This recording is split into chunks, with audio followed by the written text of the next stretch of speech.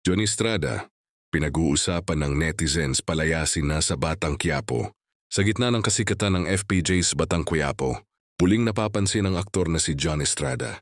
Yung kanyang karakter na si Rigor Di Magwiba ay isa sa mga kontrabida ng serye. At katulad ng ibang villain sa telebisyon, hindi nakaligtas sa mga batikos ng ilang netizens. Sa social media, may mga tumatawag na palayasin na si John Estrada sa palabas. Ayon sa ilang nagpost sa Twitter at Facebook, ang dahilan ay kombinasyon ng damdamin laban sa kanyang karakter at ilang kontrobersya sa personal niyang buhay. Bagamat may matinding opinyon mula sa netizens, ipinapaalala ng mga eksperto sa telebisyon na ang galit sa karakter ay hindi dapat agad ipagkabit sa aktor mismo.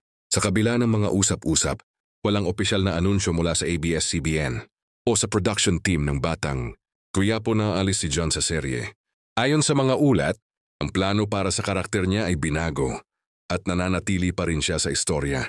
May mga eksena pa rin siyang mahalagang bahagi sa mga susunod na kabanata. Para sa mga tagahanga, mahalagang maunawaan na ang kasikatan at tensyon sa palabas ay bahagi ng entertainment. Maraming viewers ang naiintriga at napapasaya sa drama na dala ng kanyang karakter nito bilang Rigor. Samantalang para sa production, ang desisyon sa karakter ay mas nakabatay sa plot at sa kwento ng serye kaysa sa presyo ng publiko. Sa huli, si John Estrada ay patuloy na bahagi ng FPJ's Batang Quiapo at nananatiling aktibong nag-aambag sa istorya. Yan ay isa sa mga pinaiinisan na karakter ngayon sa nasabing serye.